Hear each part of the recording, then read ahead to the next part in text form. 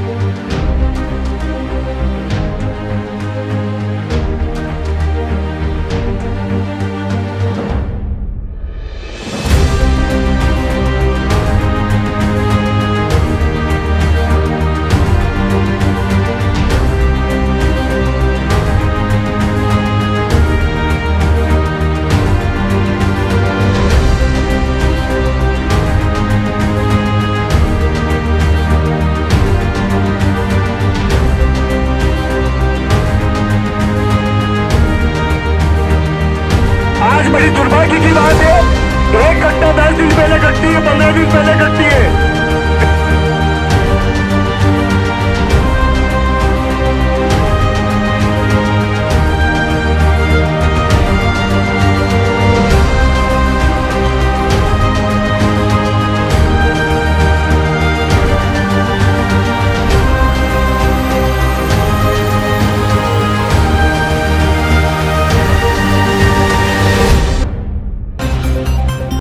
अभी हमने आपको वीडियो में दिखाया है इनका राजनीतिक सफर।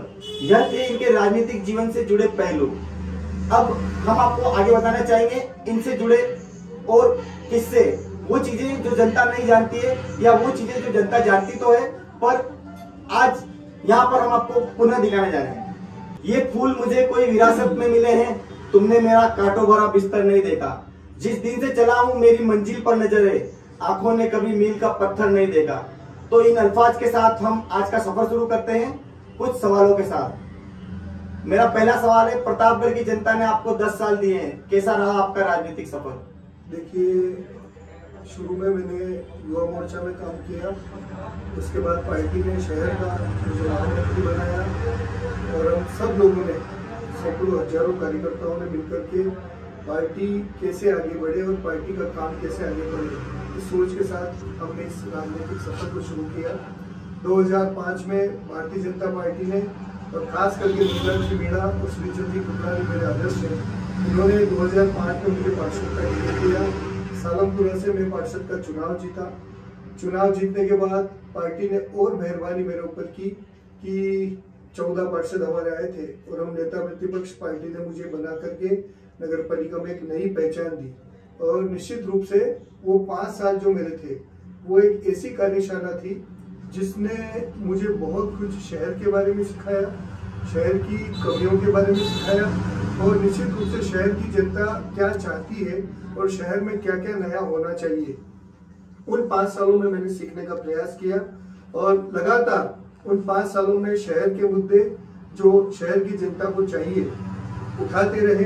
शहर की जनता की आवाज लगातार नगर पालिका में, जब नगर पालिका हुआ करती थी, उठाते रहे और उसका परिणाम यह हुआ कि 2010 में जब वसुंधरा जी की सरकार ने एक प्रत्यक्ष चुनाव प्रणाली से चुनाव, डायरेक्ट चुनाव चेयरमैन का हुआ, तब मैं पार्टी के सभी नेताओं का, खास करके नंदलाल जी का, श्रीचंद जी का बहुत बहुत हृदय से आभारी हूँ कि उन्होंने मेरे जैसे एक छोटे से कार्यकर्ता को डायरेक्ट इलेक्शन में चेयरमैन का चुनाव लड़ने के लिए मैदान में उतार दिया और शहर की जनता का मैं रोम रोम से शुक्रगुजार हूँ और आभारी हूँ कि उन्होंने मुझे इतनी बड़े मार्जिन से जिता करके शहर की सत्ता की चाबी सौंपी।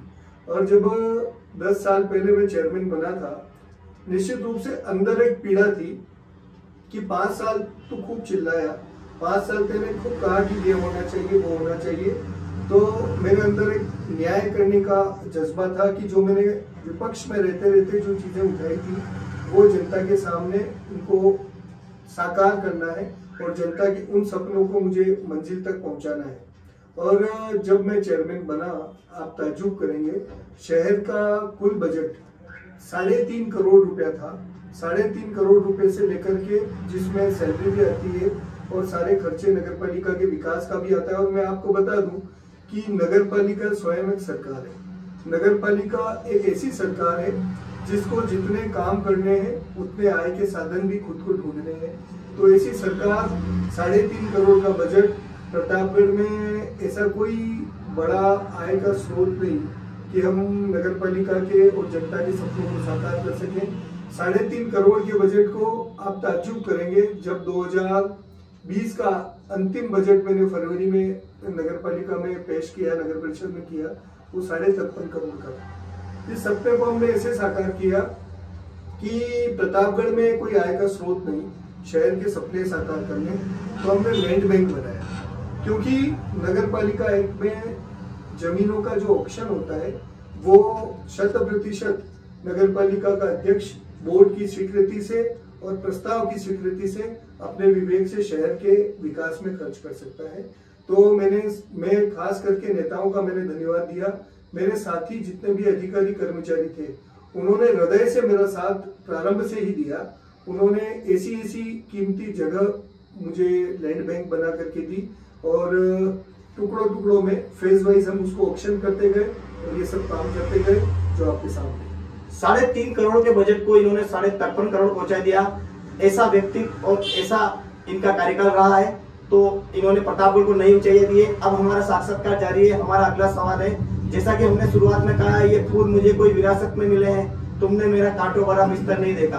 तो कांटल की आवाज के तमाम दर्शकों को आप बताएं कि कैसा रहा आपको कांटा भरा सफर और क्या कुछ आपने कठिनाइयां झेली। देखो, कांटों का सफर हर कार्यकर्ता के जीवन में आया है और मैं तो सौभाग्यशाली हूँ कि कांटों का सफर तय करने वाले कई कार्यकर्ता आज भी पार्टी की उसी हृदय से, उसी रोम रोम से सेवाएं कर रहे हैं। और मुझे तो सफर के बाद यह पार्षद का पद भी मिला और आज 10 साल तक मैं चेयरमैन रहा, तो निश्चित रूप से उस कांटों के बाद मेरे जीवन में तो फूल आए।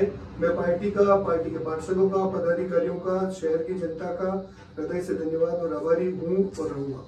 तो कांटों भरे सफर के बाद में इन्होंने मखमल का बिस्तर भी देखा है और इन्होंने नई ऊंचाइयां प्रतापगढ़ को भी दी है और प्रतापगढ़ की जनता को अनुपम सौगातें दी है। हमारा अगला सवाल है सर, यदि विपक्ष में रहते हुए धरना प्रदर्शन के दौरान ऐसा कोई काम जिस पर आपको कभी लगा हो कि हमें विपक्ष में रहने के नाते हमारे ऊपर ये कार्रवाई हुई, ऐसा कोई पहलू? विपक्ष में रहते हुए विपक्ष का सबसे बड़ा दायित्व ये है कि हम लोग जनता के मन को पकड़े और जनता के मन की बात हम नगर पालिका में रखें और उसको पूरा करवाने के लिए हमको जिस हद तक जाना पड़े जाए। और ऐसे कई बार मौके आए कि हमको संघर्ष भी करना पड़ा और ये सब पार्ट है, ये सब पार्ट ऑफ पॉलिटिक्स है और पार्ट ऑफ एक हिस्सा है कि कई चीजें सत्ता में होते हुए हमको दिखती नहीं है तो विपक्ष हमको अवगत कराता है। तब मैं विपक्ष में था तो भी सत्ता को अवगत कराता था और जब मैं सत्ता में था तब विपक्ष मुझे अवगत कराता था।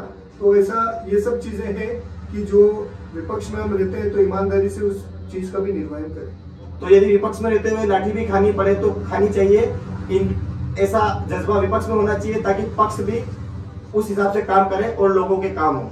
एक वीडियो आपका काफी वायरल हुआ जिसमें आप अधिकारी से बहस करते दिखे।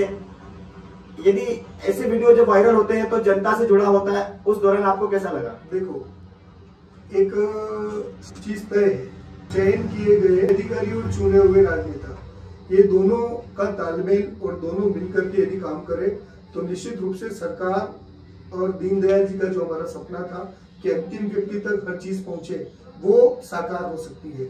और जब अधिकारी कोई भी अधिकारी हो, कोई किसी अधिकारी से ना तो अधिकारी का परमानेंट कोई दुश्मनी हमारी होती है, ना हमारी उनसे होती है, ना उनकी हमसे होती है। लेकिन जनहित का कोई ऐसा मुद्दा जहाँ अधिकारी अपनी मनमानी करे, अपने ईगो को हर्टिंग करे और उस दौरान कोई आक्षेप आरोप प्रत्यारोप होता है, बहस भी होती है। और राजनीति में आज कोई मेरे जीवन में बहस हुई ऐसा नहीं है। अधिकारियों से बहस करना राजनीति का एक अहम हिस्सा है कि जनता के मुद्दे को लेकर के अधिकारियों को मनवाना और उस मुद्दे को पूरा करवाना, ये चीज तो राजनीति में मतलब आती ही रहती है और सबके जीवन में आती है। तो अधिकारी और नेता मिलकर सरकार चलाते हैं और ये राजनीति का पार्ट है और सभी अपनी अपनी जगह सही है और कुल मिला के काम होना चाहिए, जनता का काम होना चाहिए, ये नेता लोगों का भी रहता है। नगर परिषद में आप नेता प्रतिपक्ष रहे, उस दौरान कोई बड़ा आंदोलन किया हो, ऐसा कोई आपको ध्यान में हो? एक नहीं अनेक चीजें की, जो हमने काम किए उनके लिए हमने संघर्ष किया था और जिनके लिए संघर्ष किया था वो चेयरमैन बनने के बाद काम किया। आप भाजपा से सभापति थे, उस दौरान करीब 1 साल का कार्यकाल कांग्रेस के विधायक के साथ गुजरा, उस दौरान के साथ हो रहा? कांग्रेस और भाजपा ये सब चुनाव तक सीमित रहती है और आप जब विकास की राह पर चल रहे होते हैं तो कांग्रेस का चेयरमैन हो तो भाजपा का विधायक मना नहीं कर सकता है और भाजपा का चेयरमैन है तो कांग्रेस का विधायक भी मना नहीं कर सकता है। ऐसे कई विकास के मुद्दे हैं जो हमने नगर पालिका का क्षेत्र कार्य क्षेत्र पूरा अलग है, विधायक का कार्य क्षेत्र पूरा अलग है, उसके बाद भी जहाँ जहाँ संघर्ष आए हमने उनका रास्ता निकाला और कहीं भी शहर की जनता विकास से अवरुद्ध हो ऐसा महसूस नहीं होने। तो कुल मिला के कांग्रेस विधायक के साथ भी इन्होंने भाजपा में रहते हुए गाड़ी को पटरी पर दौड़ाया है और प्रतापगढ़ का विकास किया है। स्वच्छ भारत को लेकर आपके कार्यकाल में काफी काम हुआ, उस समय मोदी सरकार ने भी स्वच्छ भारत को लेकर योजना चलाई, स्वयं वसुंधरा राजे इस मामले में काफी सक्रिय थी और किस्मत से आप उस दौरान सभापति थे। तो कैसा लगता है आपको उस दौरान का कार्यकाल और आज के हालात? देखो 2014 में लाल किले से पहला प्रधानमंत्री देश था जो रक्षा और वित्त के बारे में बोलते अपने देश के अनेक प्रधानमंत्री देखे हैं, लेकिन पहला धरातल से उठ करके पहला ऐसा व्यक्ति उस लाल किले तक पहुंचा जिन्होंने धरातल की समस्याओं को देखा है और लाल किले से एक ऐसी उन्होंने जनता से अपील कर दी स्वच्छता की जो हर व्यक्ति कर सकता है। लेकिन मैं आपको कहना चाहूंगा कि 2014 में लाल किले से अपील आदरणीय मोदी जी ने की, जो स्वच्छता के हमारे एक आदर्श है, ब्रांड है, आइकॉन है, लेकिन हमने 13 से ही डोर टू डोर कचरा कलेक्शन प्रतापगढ़ शहर में हो, सेग्रीगेशन मोड पर हो, सेग्रीगेटेड कचरे की कंपोस्ट बने, दूसरा वेस्ट भी वंडर सीमेंट में भेजने का हमने सारा काम किया और शहर की जनता ने भी उसको सपोर्ट किया। जो आपके सामने है ये गाड़ियां जब चली और गाड़ियां आज तक भी निरंतर चल रही है और शहर की जनता का उसको इम्पैक्ट भी आया है, उसका प्रभाव भी आया कि शहर हमारा साफ हुआ है, निश्चित रूप से वो आपके सामने है। तो हमारा अगला सवाल है, प्रतापगढ़ शहर में आपने क्या क्या विकास कार्य करवाए और उस दौरान आपको विपक्ष का सहयोग मिला या नहीं? देखो विकास के काम आपके सामने भी है और शहर की जनता के सामने भी है।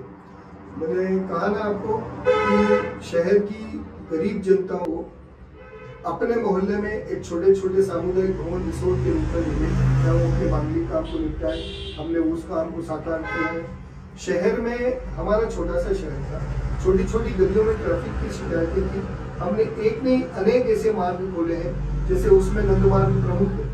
आज पूरे शहर का ट्रैफिक डाइवर्ट होकर के नंद मार्ग से सीधा जिस रास्ते को पार करने में हमें ट्रैफिक के साथ साथ परेशानियां होती थी, नंद मार्ग के माध्यम से हमने उसको पार किया। शहर का दीपेश्वर तालाब जो हमें विरासत में मिला था और ऐसा पड़ा था जिसमें इतना कचरा, इतनी काई, मछलियां है नहीं, पानी की गंदगी, लेकिन उस जो जिन लोगों ने मुझे सहयोग किया इस तालाब को साफ करने का, और तालाब को न केवल हमने साफ किया, अगर डिटेल बताऊंगा तो आपका एपिसोड 1 घंटे का हो जाएगा। उस तालाब को हमने साफ किया, उसमें एक विशेष क्वालिटी की मछलियां हमने डाली जिससे गंदगी पुनः उत्पन्न नहीं हो, और उस तालाब को एक उदयपुर की फतेह सागर हमारा बने छोटे शहर का, ऐसा हमने प्रयास किया। बच्चों के लिए खिलौने लगाए, पटरियां लगाई, फिसल पट्टियां लगाई, शहरवासियों के लिए बैठने के लिए छतरियां लगाई, तालाब को साफ किया, तालाब के बीच में कमल का फूल लगाया, रोड बनाया, महादेव जी की इतनी विशाल प्रतिमा हमने तालाब पे लगाई, और जो पूरा स्क्वायर रोड जो कभी शहर सोच नहीं सकता था कि पूरे तालाब के चारों तरफ हम परिक्रमा कर सकते हैं, इसी परिक्रमा का सपना हमने शहर का साकार किया। इसके पास वुडलैंड गार्डन, जो वुडलैंड गार्डन शहर के सामने है।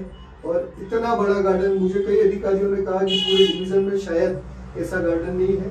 और यह हमारा सौभाग्य है, जहाँ हमने ट्रेन भी चलाई, इतना बड़ा वुडलैंड गार्डन बनाया। खास करके अटल तरणताल, यह आपके सामने ऐसा स्विमिंग पूल, मुझे कई अधिकारियों के वास्तव में फोन आते थे कि जब हम तरणताल में घुसते हैं तो ऐसा लगता है कि हम प्रतापगढ़ में नहीं है। शिवरात्रि मेले का स्थान परिवर्तन का निर्णय हमने लिया। एक छोटे से पॉकेट पर, एक छोटी सी जगह पर इस मेले को आयोजित किया जाता था, और जहाँ पर शहर की जनता की सुरक्षा पर निश्चित रूप से सवालिया निशान थे। और अटल रंगमंच बना करके एक बहुत बड़ा मैदान हमने ये जो बनाया है कि आपके सामने 100 फीट का तिरंगा, और ऐसे कई काम हमने करने की प्रयास किए हैं जो जनता के सामने।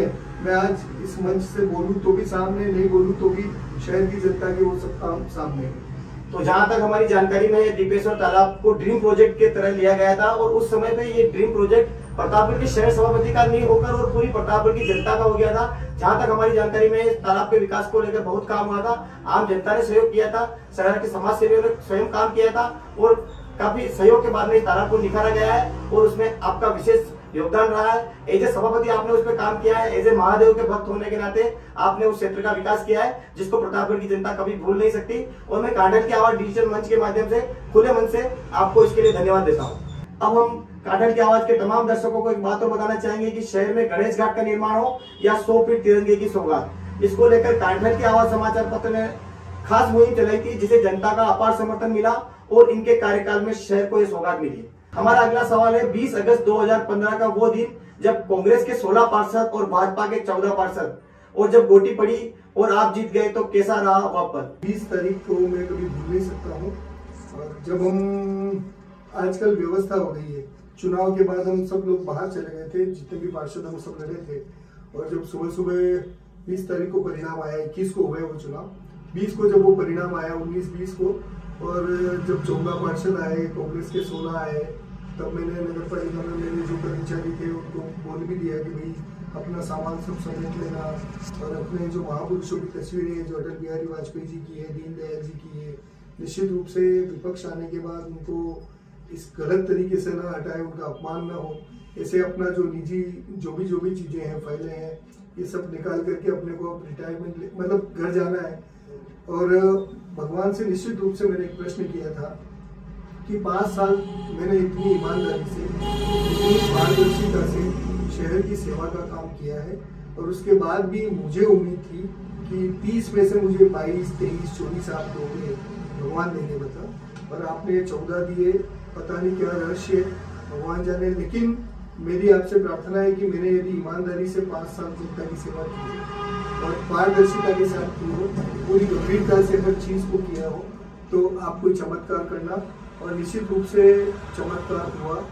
14 के 15 हुए, 15 के पास जब गोटी की बारी आई तो मैंने उन्हीं भगवान से फिर आग्रह किया कि 14 के 15 कर दी, और गोटी में यदि मैं हार गया तो फिर 14 के 15 करने का कोई मीनिंग आपका नहीं रहेगा, तो भगवान मुझे मौका दे। तो 15 के बाद जब वो गोटी आई तो मुझे परमात्मा पर विश्वास हुआ कि हो सकता है दूसरे रास्ते में कोई कांटे हो, तो उन्होंने 14 पार्षद देकर के इस रास्ते से मुझे नगर पालिका की सेवा करने का पूर्ण अवसर दिया, और वह निश्चित रूप से एक रोमांचित पल मेरे जीवन में था, और उसको मैं कभी भूल ही नहीं सकता। हम आपको एक बात और बताना चाहेंगे कि परम पूज्य सुनील सागर जी का आपके ऊपर विशेष आशीर्वाद है, और बताया जाता है, शहर की जनता का मंतव्य है कि आपको भगवान दीपनाथ का आशीर्वाद मिला, और आपको सुनील सागर जी की कृपा से एक बार और राजयोग मिला, और आपने शहर की सत्ता की कमान संभाली, और वो 10 वर्ष प्रतापगढ़ की जनता के लिए ऐतिहासिक रहे। अब हमारा लास्ट सवाल है, सोशल मीडिया की ओर हम चलते हैं, हम आपकी फेसबुक पोस्ट की ओर चलते हैं। आपका कहना है रील अलग है और रियल अलग है, ऐसी पोस्ट हमने देखी थी, तो क्या कहना चाहेंगे, वास्तव में रील क्या है और रियल क्या है? देखो, आपने सुनील सागर जी का, महादेव जी का, दादा देव का, संकेश्वर पार्श्वनाथ भगवान का, मैं अध्यात्म और धर्म पर खूब भरोसा करता हूँ कि निश्चित रूप से निष्ठा में खूब ताकत है, और उसके साथ साथ मुझे साहित्य का भी शौक है। तो ये रील अलग है, रियल अलग है, ऐसे कई हालात हमारे सामने तात्कालिक रूप से आते हैं। अब उसकी तह में हम सार्वजनिक रूप से नहीं जा सकते, तो रील आप इसका मीनिंग तो समझते ही हैं, लेकिन मैंने किस परिप्रेक्ष्य में कहा, यह निश्चित रूप से सार्वजनिक करने से कोई हाँ। तो हमारा फेसबुक पोस्ट की तरफ से एक सवाल हो रहा है कि जो पूछते नहीं थे कभी उनके भी सलाम आने लग गए, थोड़ा वक्त क्या बदला, मेरे नीम पर भी आम आने लग गए। ऐसी आपकी एक पोस्ट देखी थी मैंने, क्या कहना चाहेंगे? देखो, ये भी एक राजनीतिक परिप्रेक्ष्य में की हुई पोस्ट थी, और एक नहीं सैकड़ों वर्ष के मतलब कलयुग के और सतयुग के, त्रेता युग के, इस भयानक कलयुग के ऐसे कई उदाहरण हैं जिसमें समय का चक्र घूमता है और लोग कहाँ से कहाँ चले जाते हैं और कहाँ से कहाँ आ जाते हैं। और उसी परिप्रेक्ष्य में कि निश्चित रूप से कभी कभी कोने में बैठा हुआ एक व्यक्ति भी मेन मुख्य भूमिका में आ जाता है और मुख्य भूमिका वाला व्यक्ति भी कभी कभी कोने में चला जाता है।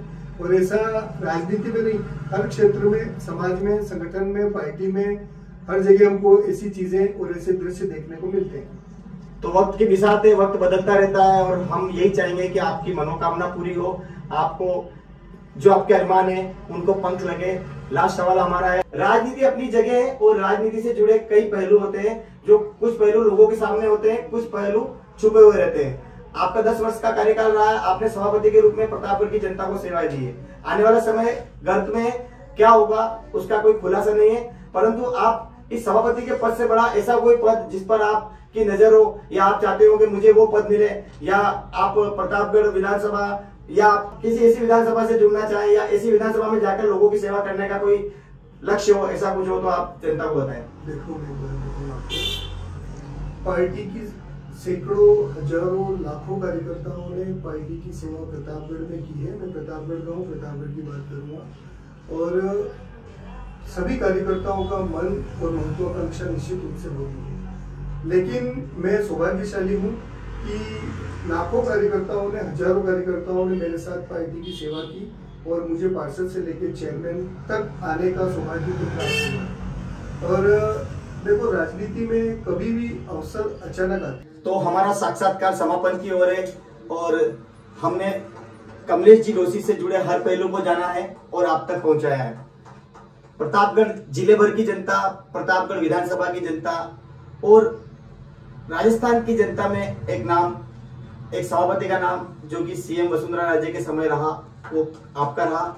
और कमलेश डोसी वो चर्चित नाम है जिसने प्रतापगढ़ की जनता को काफी कुछ दिया।